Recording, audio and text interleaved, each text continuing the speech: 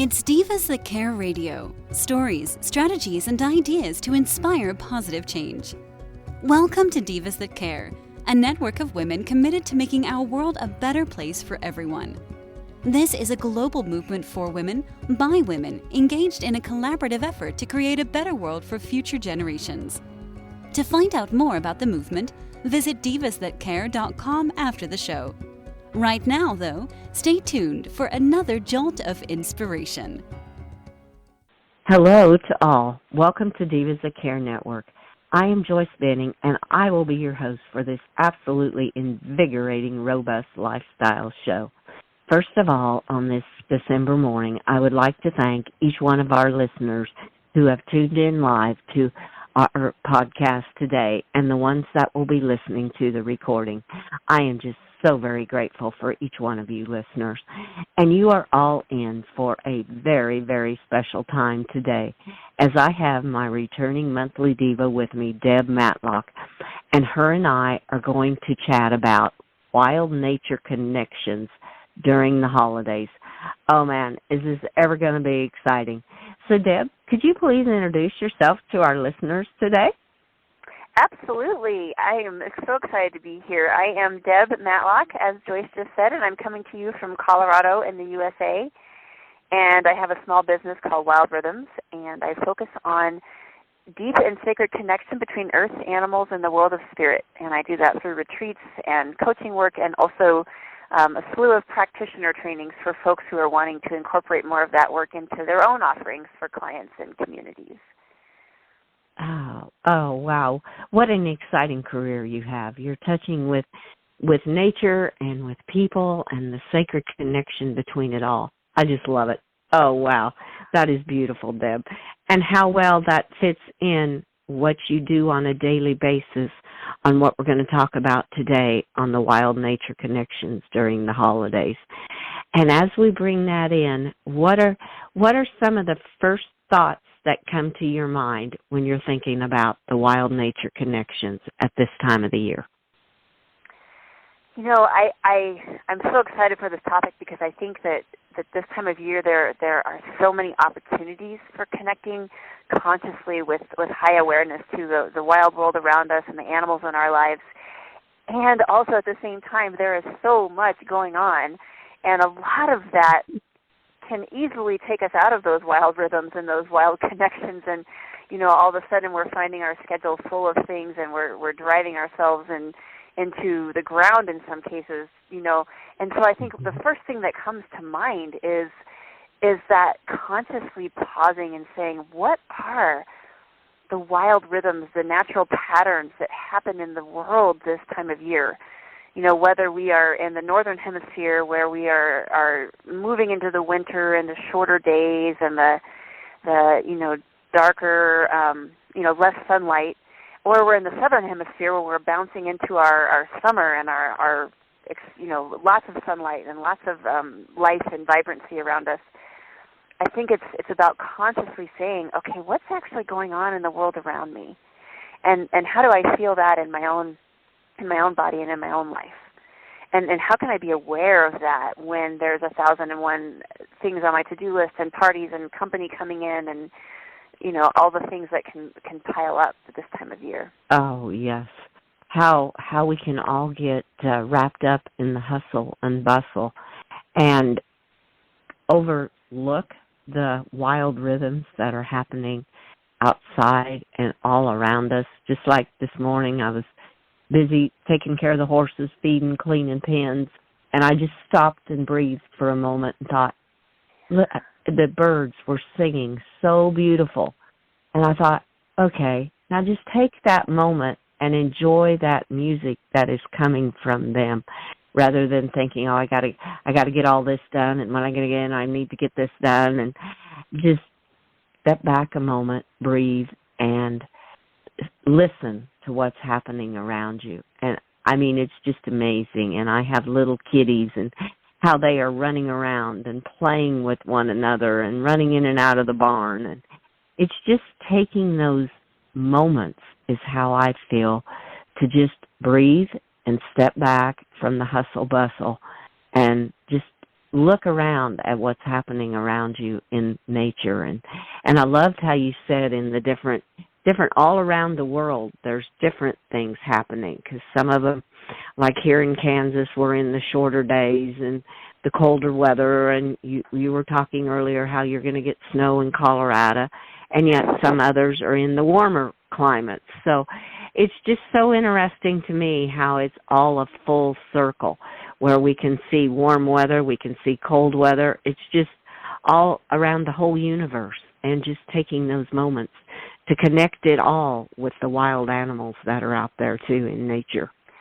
Yeah, and I love how you were mentioned, the shorter days there in Kansas as well. And I think the changing light is one of the ways that we can really easily let ourselves step into the wildness of this time of year and that nature connection, because, you think about the traditions around the holidays of, especially in the northern hemisphere where it's candles and lights and all the things, came from places in the world where the days were short and dark.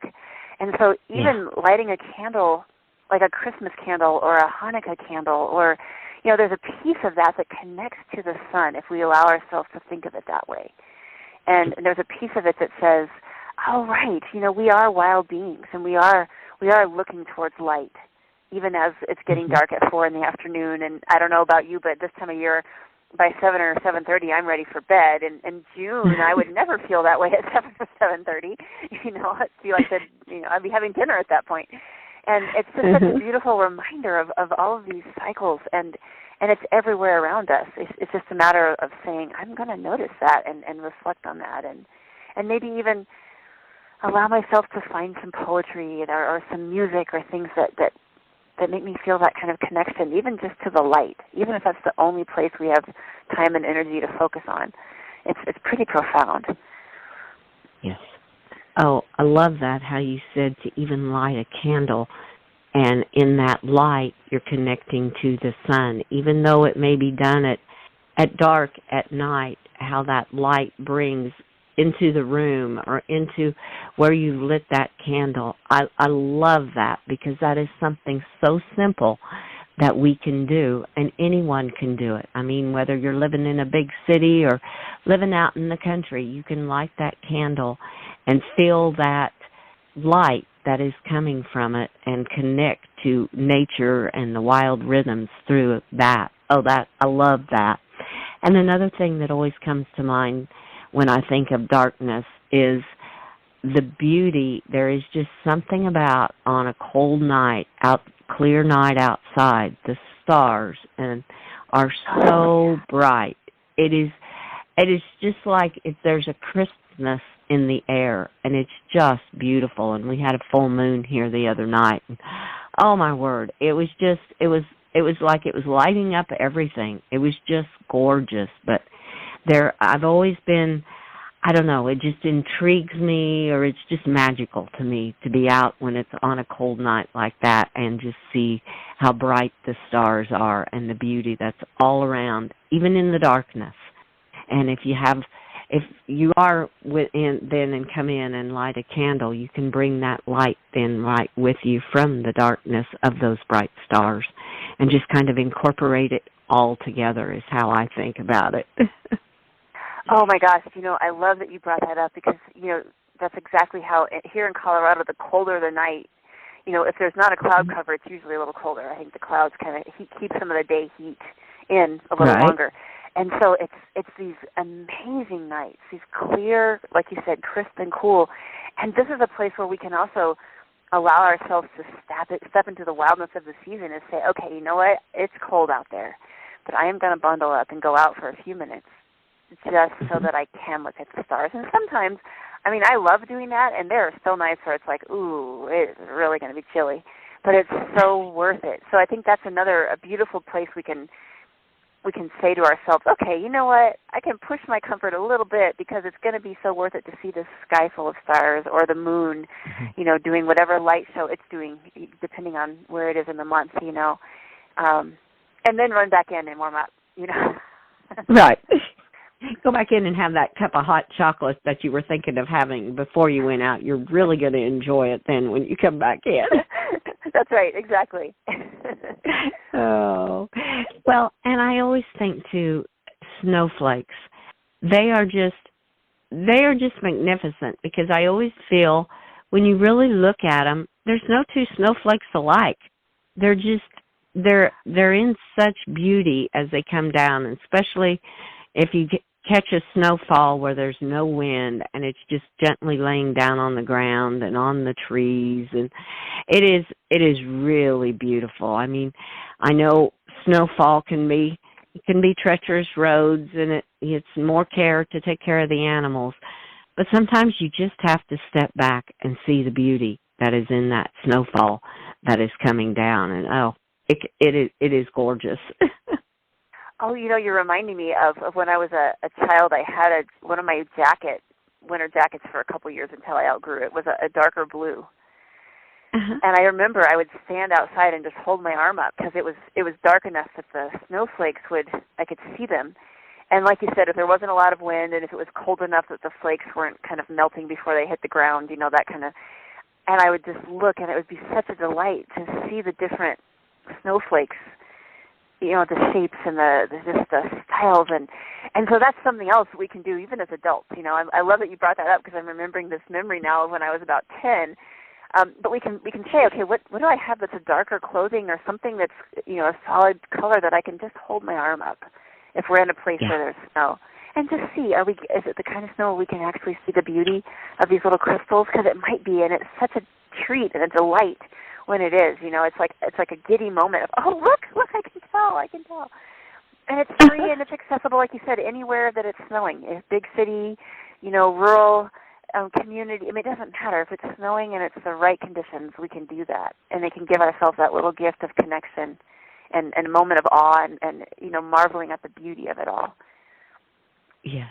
Oh, I so agree. And like you said, it doesn't matter where you're located. It's just enjoying the snow, enjoying the cold night, and seeing the stars. You can do it if you're living in an apartment building in the city and step out on your balcony, or just step out for a moment and see the beauty that is around by just taking that moment.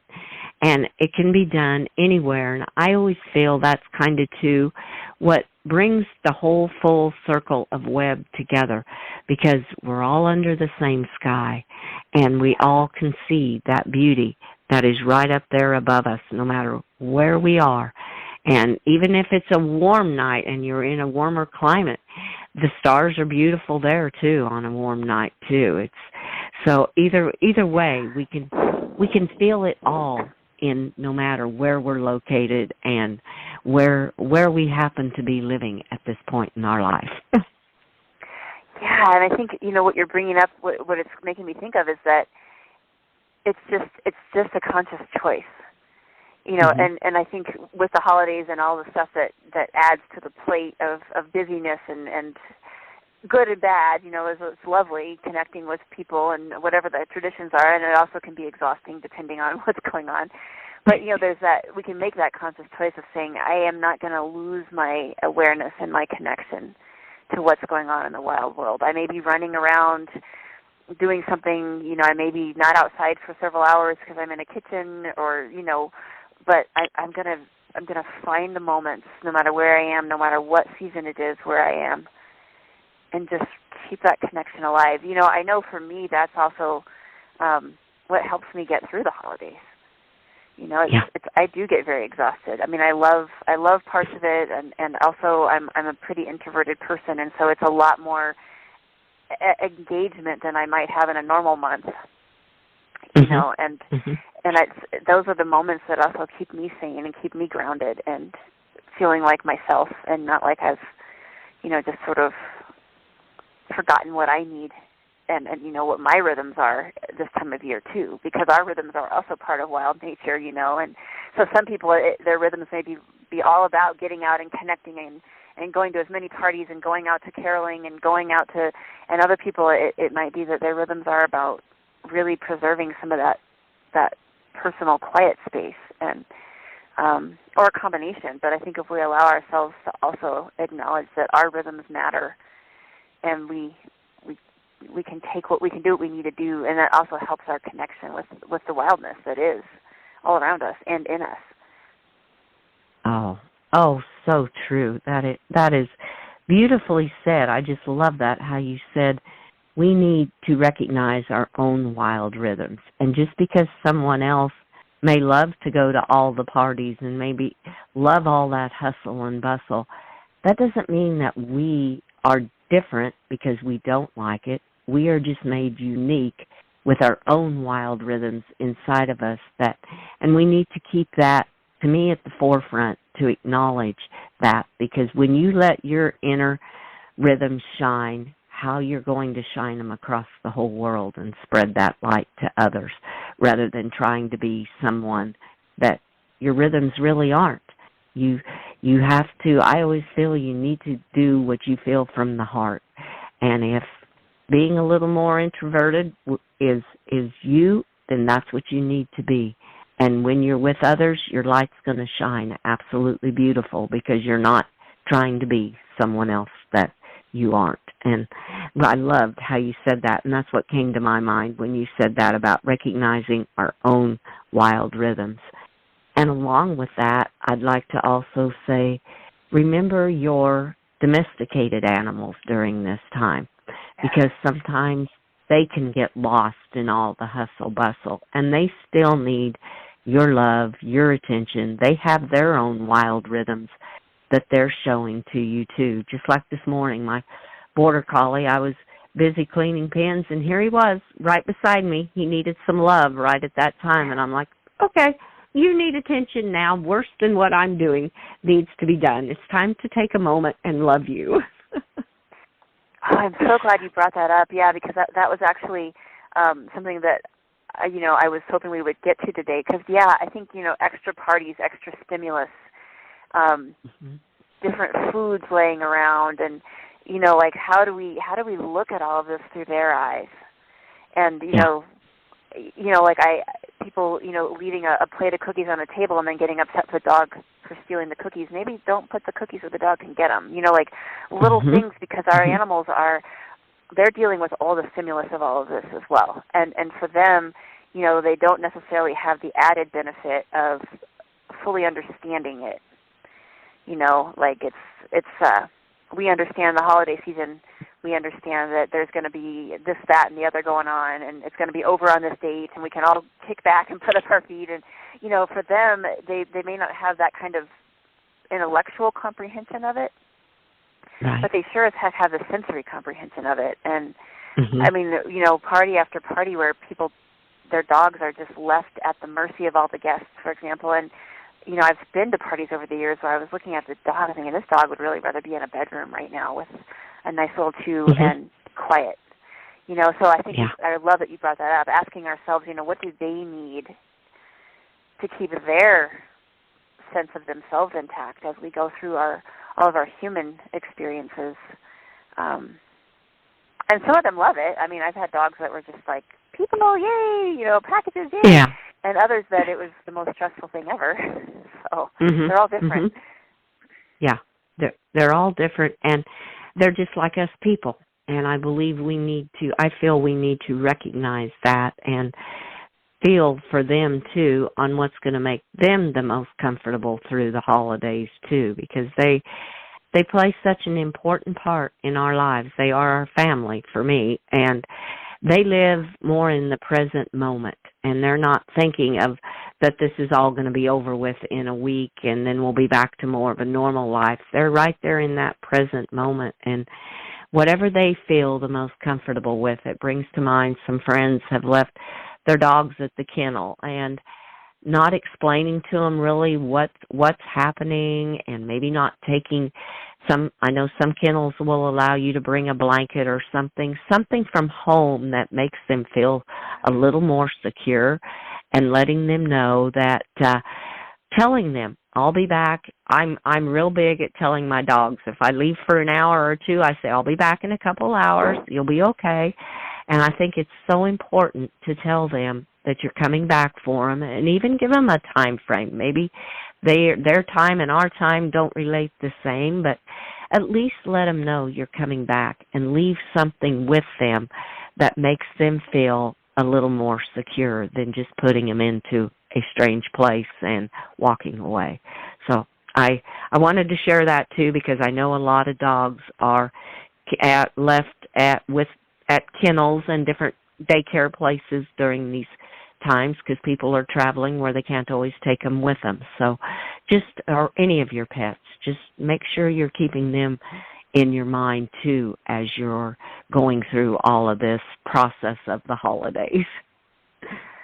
Yeah, and you bring up, I do the same thing. Even if I'm just running out to the grocery store, I'll say to my animals, I'll be back about 45 minutes, and I think, honestly, I see it make a difference. When my partner has left without saying goodbye, I've noticed at times, a dog will wake up from a nap and go looking around for him, but if he goes and takes that 10 seconds to say, I'm taking off, I'll see you later, I've seen it with my own eyes. It's absolutely true. And the other thing that I think is really important is that we can keep our heart connection with our animals even if we're not together. So if somebody's traveling and their dog is being cared for in another place, it doesn't take very much effort to close your eyes and just picture the love in your heart connecting with your dog and wherever they are, And can I prove that works? I can't.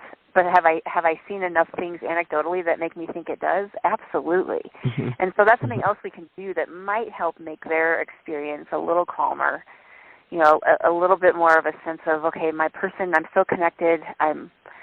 They are actually going to come back like they said, And what's the worst is if you do that, it doesn't work. Well, it wasn't like anything bad happened, right? You just sent love out into the universe. So. Mm-hmm. Exactly. Oh, I love that because I told the daughter that when she left her dog at the kennel, I said, just send some love to him, because I said probably when you're thinking about your dog, he's thinking about you. And I said, there's your heart connection that you can just send some love. It doesn't cost anything. It doesn't but a moment to do it. And yeah, do I know that it helps? I mean, I can't say definitely, but it will make me feel better in my heart to do it. I'll even do it when I'm running errands. I'll think about my dogs and say, I'm just about home. I'm getting closer now. And so whether or not it helps, it doesn't take anything to do it other than just your mind thinking about it. Yeah, I love that. I think that, I hear you. I do the same thing. I'm like, I'll be home in about 10 minutes. Yeah, and so I think those little things that we can, to be attentive to their needs and their behavior patterns, and knowing that they're also going to be impacted by the shorter light or the longer light or whatever, wherever we are in the world, and that all of those same things, I think sometimes they're even more in tune to that than we are. In fact, most of the time I think they are more in tune, at least for me, I know they are. And, how do I honor that? Like my sweet little dog that she's about 15 now, she's going to bed. She's putting herself in bed about 7 or 7:30 now. So I don't want to do something in the house that's going to make her have to spring awake at 8:30 or 9. I want to respect her process too. Of course, I'm tired then as well, so it works out well. It works out well for all of us. Yeah, I hear you too, because my 15-year-old girl, she's usually laying down. She'll want to eat about 6:30, and then she's ready to lay down, and she's done for the night. And I'm like, that's fine. I'll keep it as quiet as possible in here, because you deserve your rest and your time too. Exactly. That's right. Oh, and I just feel that's all of us connecting with the wild rhythms in our domesticated animals, as well as the wild rhythms in ourselves, with nature, because nature's like around here the days are shorter, so we're getting darkness a whole lot earlier. But that's part of the wild rhythm that is all making the full circle web of everything, and all the trees that have lost their leaves now. And it's just, to me, it's just part of a cycle of showing the wild rhythms of everything that's happening in the universe. And as each season changes, we just kind of go through that web and that full circle of being all together and connected.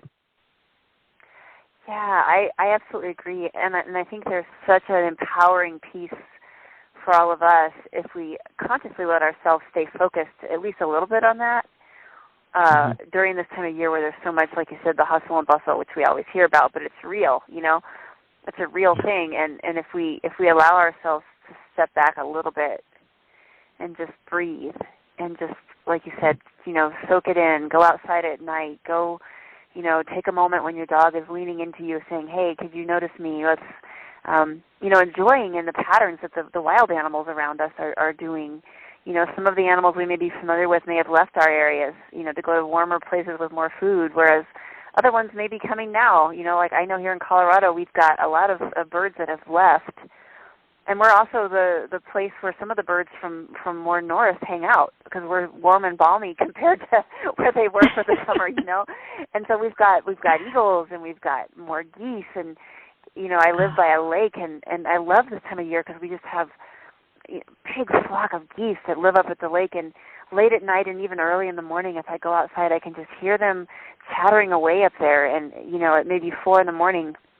and they are all just going for some kind of big conversation, and I miss them when they're not here in the summer months. So it's like we can find those little connection points of joy of when some of our wild neighbors may be different than they were a few months ago. But it's so nice to see those patterns too, and who's coming back. Yeah.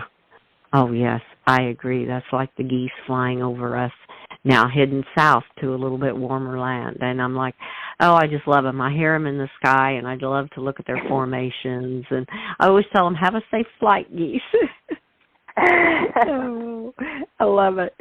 Well, Deb, I knew this would go so quickly because there's so many things to talk about. What are some final golden nuggets you would like to leave with our listeners today as we close this chat today?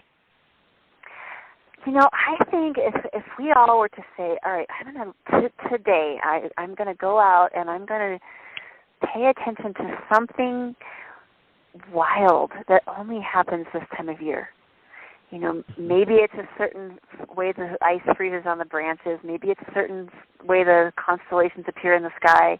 Maybe it's the days are being shorter. Just saying to ourselves, let me go find something today that maybe I didn't notice yesterday, but that is a wildness that only happens this time of year. And just let ourselves take a moment to tap into it, deepen into it, and feel how that wildness is reflected also in ourselves. Yes. In our animals that we live with. Yeah. Oh, I love it, Deb. That was a beautiful golden nugget. Oh, thank you so much. And I want to wish you some just marvelous, magical holidays this year, and you and your animal families. You as well, absolutely, and all the listeners too. My very, very best as we close out 2022 and head into 2023. Oh, definitely. And they have lots to look forward to as you and I chat more in 2023 about some more interesting topics. So thank you so much, Deb, for being my guest today, and you have a magical day. You too. Thank you. You're welcome. And I want to thank all of our listeners for listening to this absolutely incredible interview with an amazing diva, Deb Matlock. Please share this show with all your family and friends. Check out all the other hosts and their shows on divasthatcare.com. And remember what Deb said, take just a few moments and find the wildness in nature, in yourself, and in your own animals too. So just take that moment and you will be amazed at what a magical day it will give to you. And remember, be kind to all. Give your animals that great big extra hug and share all your love with them. Until we connect again on Robust Lifestyle, stay strong and healthy. Thanks for listening. This show was brought to you by Divas That Care. Connect with us on Facebook, on Instagram, and of course on divasthatcare.com, where you can subscribe to our newsletter so you don't miss a thing.